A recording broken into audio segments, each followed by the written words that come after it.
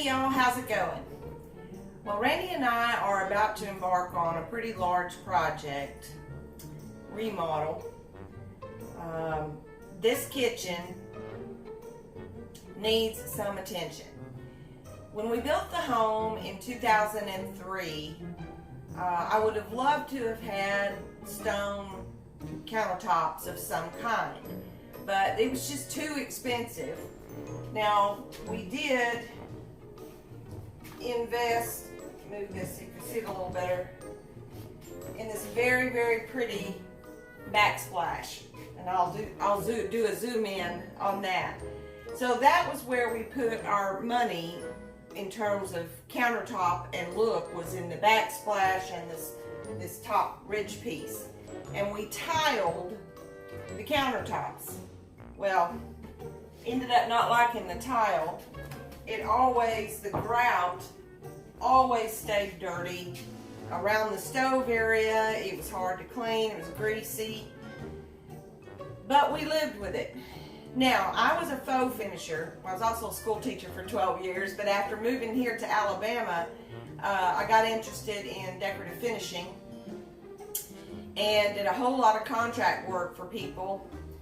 I had a waiting list of clients, so I ended up hiring someone to help me. Hey, Cena, shout out. After that, we kept building a clientele, and I decided to open a store. And at the store, we had all kinds of displays of finishes. I taught classes, and we still did contract work, and at one point we were so busy, I actually had 9 employees with all the different jobs that we did. Well, one of the years, I think it was 2006, opened in 2005.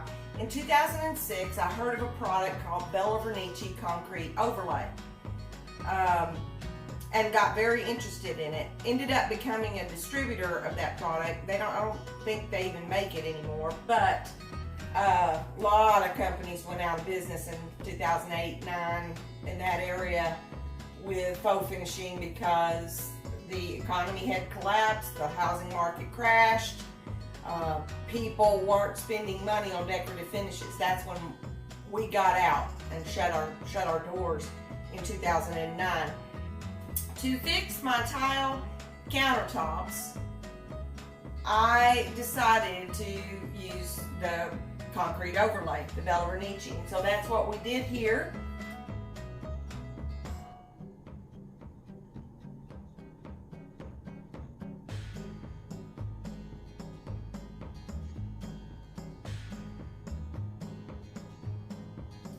I also have that product on our floor in my office and on our countertop in our laundry room.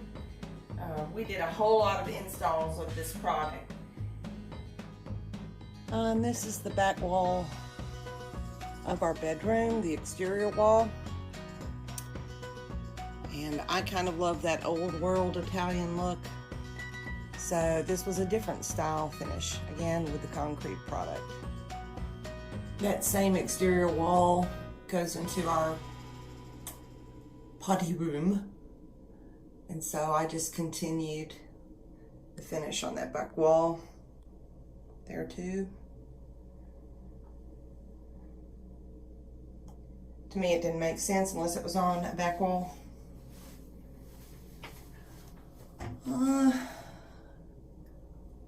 This is a product called Luster Stone that I troweled. It's luster stone on top of luster stone.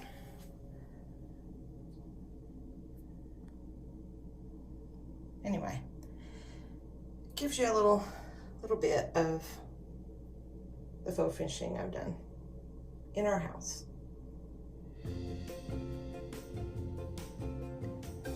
And our mantle is also not wood, it's a piece of foam, very dense foam. Actually, it's several pieces, and I think I stuck it together with glue and dowels and put the product, the Bernicci product, on that.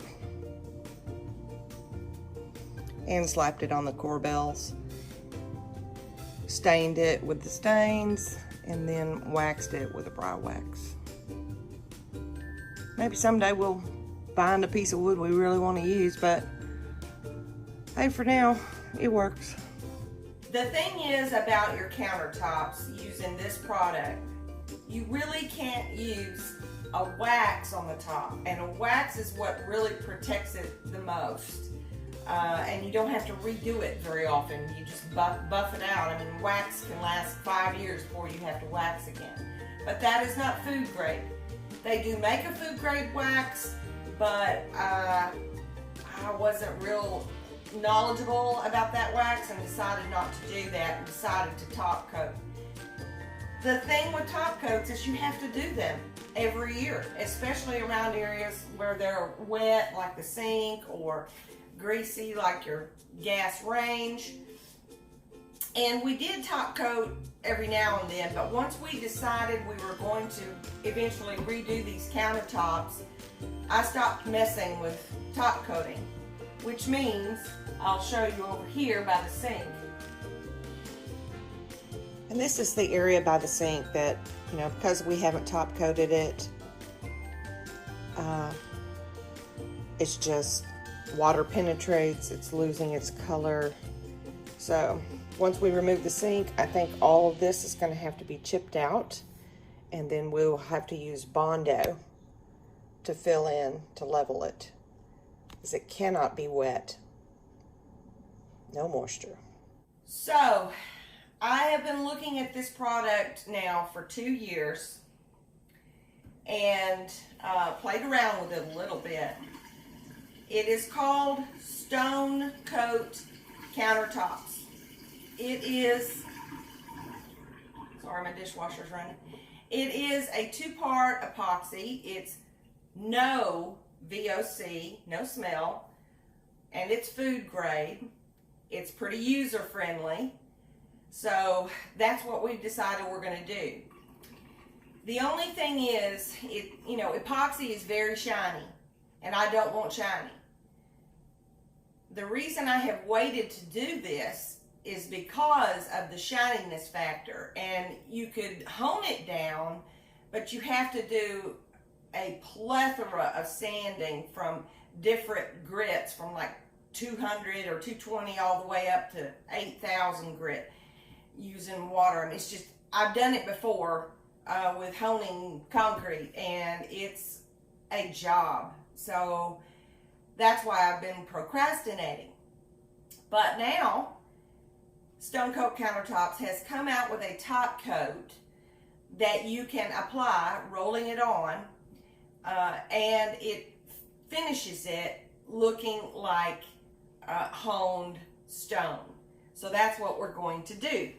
But the first thing to do is to make sample boards so we can figure out the color that we want. I'm going to throw up a picture here of a granite I kind of like. Scratch that. Randy didn't like the granite sample, but we both like this marble. Of course, the colors are never totally right on internet, and I don't want a bunch of yellows in this. I want more of the metal colors, the silvers, the coppers, mostly whites and creams. I do not want a dark countertop. I want a light colored countertop. So I need to make samples. Luckily, we had stored some sample boards from when I had taught classes under the house, believe it or not, under our back porch, and they were still seemed to be in okay shape. So those are the boards that I'm going to use to make my samples. Our sample boards, the problem is our sample boards are only a 1/4 inch thick. They don't have an edge on it like you do on a countertop. I could go to the trouble to make a sample board, but I don't want to do that. I know how to do the edges, and I'll be showing you how when we actually start this project. But the important thing for me is that I am applying it on top of the Bernicci so that I know I'm going to get a good bond and that it's going to work. So we're going to go out on the front porch, and I'm going to show you the steps that I will need to take to just get the surface ready for the stone coat epoxy. I've got various sample boards here. None of them exactly are the texture that I created in my kitchen. This one's the closest to the texture. And I don't think it's been waxed. If it has, we'll be taking it down. Yeah, this was one I did with a stencil. This was actually, if it were coated, it'd be a lot brighter and prettier. But FB Faux Biz was my, this was my logo. So, and this texture, a little bit smoother than my countertops. This is a wild looking travertine. That's really textured. This was some brick, but it has, this is the Bernicci, but that's actually grout, so it won't be the best in the world to use to assimilate. And this one is pretty good. So I've got 3 that are real good, but I'll probably go ahead and try to prep them all because I probably need to do that many. Now, when I go to the kitchen to start, the first thing I need to do is clean it with TSP. That's trisodium phosphate. We used that all the time to clean surfaces before applying the concrete product. But this is the best thing to use.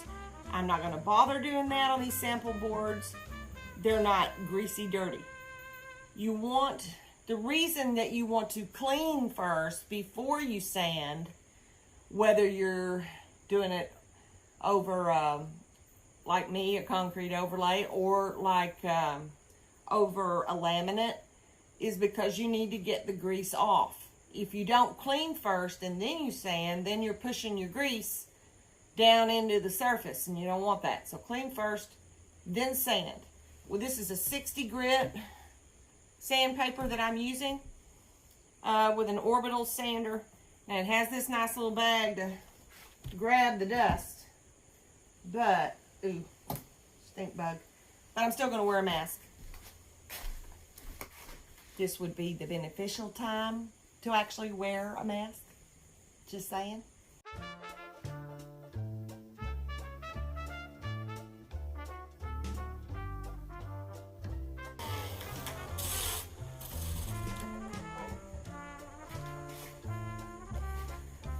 I can still feel a few highs and lows here, but I don't think I need to sand it down any further than this because there's actually going to be the color coat of epoxy and then a flood coat of epoxy clear on top of that. And I'll be explaining why when we get to that point. But each layer of epoxy is 1/8 of an inch. So any little divots that I have will eventually get filled in completely. If not by the color coat, it will by the flood coat. So now I just want to clean it. Now, another thing they use when using this product is 91% isopropyl alcohol.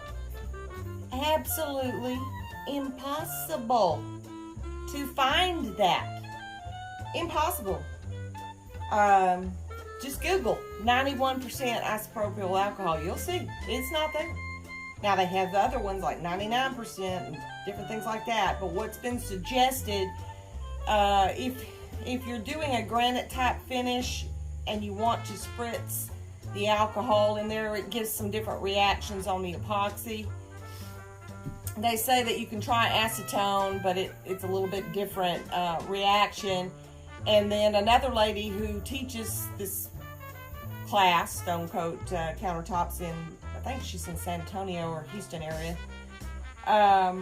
She says you can use Everclear So, interesting. We bought a bottle of Everclear, so I'll be trying that when I make these samples. But for now, just to clean it, I'm just using the regular old 70% just to get the dust off. And it will evaporate quickly and dry. All right, I'm gonna get these other couple boards ready, and then we'll go to the next step. You know, I forgot to mention another place where we have the Bella Bernicci product is in our basement. We had kind of turned that into a theater room a lot of years ago. And on 2 of the walls, I used Bella Bernicci to make it look like brick.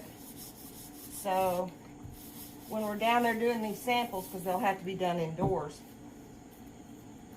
I'll show you that. It's full of many of a person. They think it's real brick till they go up and knock on it, and then it just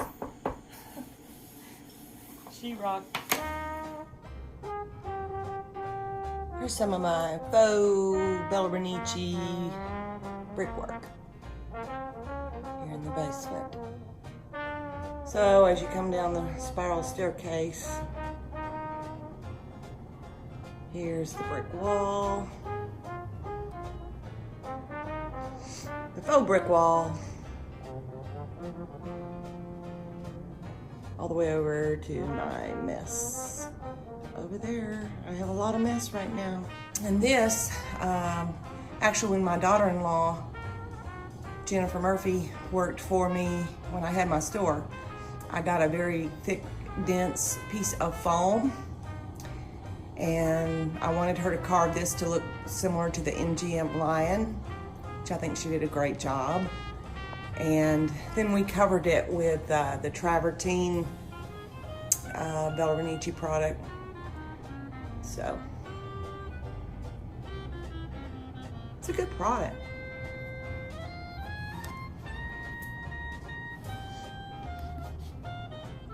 I mean, it looks real until you tap it. So the next step is to roll on a very thin coat of Stone Coat Countertops undercoat for epoxy.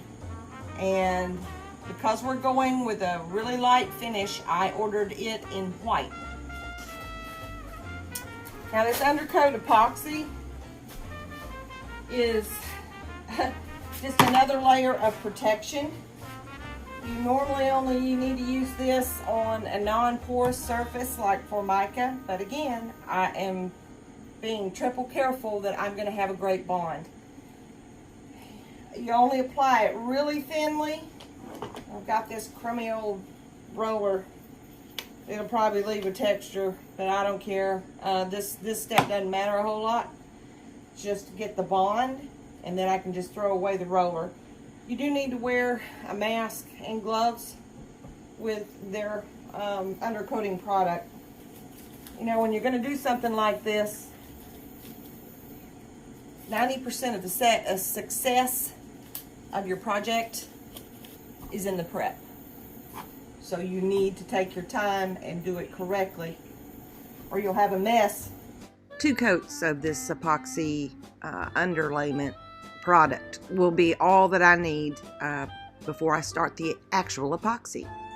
All right, this isn't supposed to take that long to dry, although I am doing it outside on my front porch with 96% humidity and Hurricane Delta coming through. So as soon as this dries, I'll be taking it downstairs to the basement, and the rest of the steps will be done there. We'll see how it goes. I've been playing around. This is my next project. This is my very first sample board. It's too dark. I want whites, tans, grays, but more white than and gray than these browns and coppers. This is a cool product. It's an epoxy and it's self-leveling, so it will continue to flow overnight.